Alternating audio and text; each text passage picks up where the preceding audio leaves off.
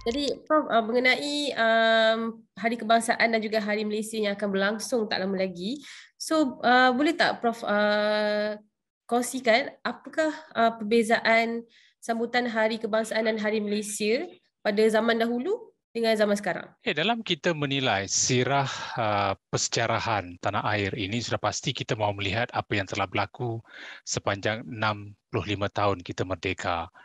Setiap ruang bucu itu mempamer kekuatan, ada pasang surutnya. Setiap fasa itu telah melihat wujudnya generasi yang berbeza. Generasi merdeka barangkali melihat kemerdekaan sebagai satu yang telah memberikan kenikmatan kehidupan, kebebasan untuk mentadbir urus negara ini dengan sendirinya. Dan ketika itu kita lihat wujudnya nasionalis yang berjuang untuk mendapatkan kemerdekaan, berjuang menentang kolonialisme, berjuang untuk memastikan bahawa inilah bentuk acuan yang diperlukan ketika itu untuk persekutuan tanah Melayu. Berbeza dengan generasi hari ini yang banyak bercakap tentang soal hak, banyak bercakap tentang soal bagaimana pengisian harus dilakukan ke atas kehidupan mereka, melihat itu juga satu kemerdekaan. Tidak salah. Bagi saya, setiap ruang yang berbeza memberikan satu pemahaman dan juga memberihalkan kedudukan yang agak berbeza-beza. Tafsirannya berbeza mengikut mereka yang pernah menghuni sesuatu situasi yang berbeza, tetapi matlamatnya tetap sama. Kita harus terus pertahankan kemerdekaan negara ini.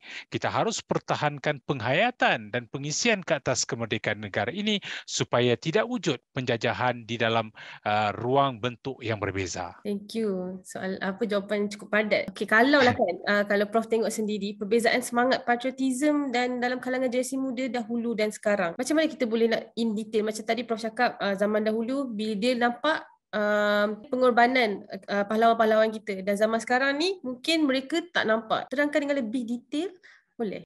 Barangkali hari ini kita melihat dalam suasana yang berbeza, mereka mempunyai harapan ekspektasi yang berbeza. Bagi mereka, tidak semestinya kemerdekaan itu adalah berlandaskan kepada apa yang telah dilalui, pengalaman-pengalaman lalu, tetapi bagaimana kemerdekaan itu juga harus dirujuk kepada soal pengisian ke atas ekonomi, ke atas gaya hidup mereka, ke atas soal bagaimana memudahkan mendapat pekerjaan, bagaimana mereka dapat terus mempertahankan keamanan, mereka harus terus menilai kehidupan berukun, kedudukan yang berbeza, persekitaran yang telah mereka lihat itu seolah-olah menyebabkan mereka mempunyai kadar pemahaman, kadar celik mengenai kemerdekaan dalam bentuk yang berbeza.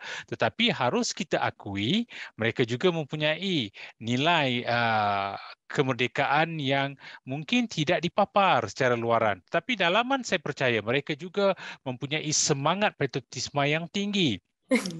Kalau kita tengok, okay, kalau kita tengok generasi kini, dia mudah terpengaruh dengan, macam zaman sekarang ni kita tengok ramai juga terpengaruh dengan pelbagai, apa ni, kita tengok Korea ada, tengok Western ada. Jadi boleh tak macam mana Prof boleh kongsikan sedikit mengenai isu ni? Hari ini kita lihat literasi dalam kalangan masyarakat sudah berubah. Dulu informasi perlu dicari, hari ini informasi datang pada kita. Dan ada kalanya yang benar menjadi palsu, yang palsu menjadi benar. Di sinilah kita harus memastikan bahawa ia tidak sama sekali menjejaskan reputasi, kredibiliti kita sebagai seorang warga negara ini yang bangga menjunjung ketinggian identiti nasional negara ini.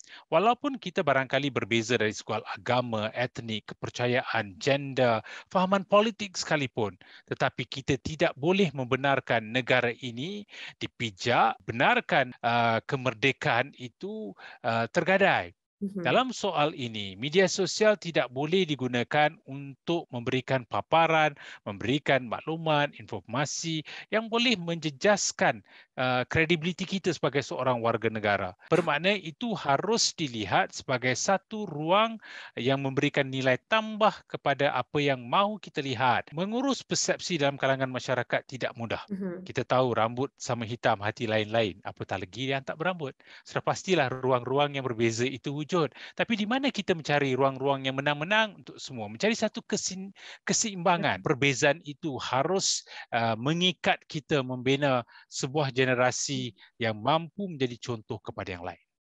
Bagi saya, generasi muda tidak harus dipertanggungjawabkan sepenuhnya ke atas apa yang sedang berlaku. Belia adalah penyambung kepada warisan negara ini. Apa yang mereka lihat, apa yang mereka lalui juga menjadi contoh kepada mereka. Bermakna golongan yang lama sepatutnya menunjukkan sesuatu yang boleh kita teladani, yang boleh kita contohi, yang wajar kita jadikan sebagai satu rujukan. Tidak dapat kita nafikan. Dalam kalangan generasi lama ini juga ada yang bersifat terlalu emosional, ada yang bersifat ekstrim, radikal. Tetapi akhirnya kita perlu mencari ruang yang menang-menang untuk semua.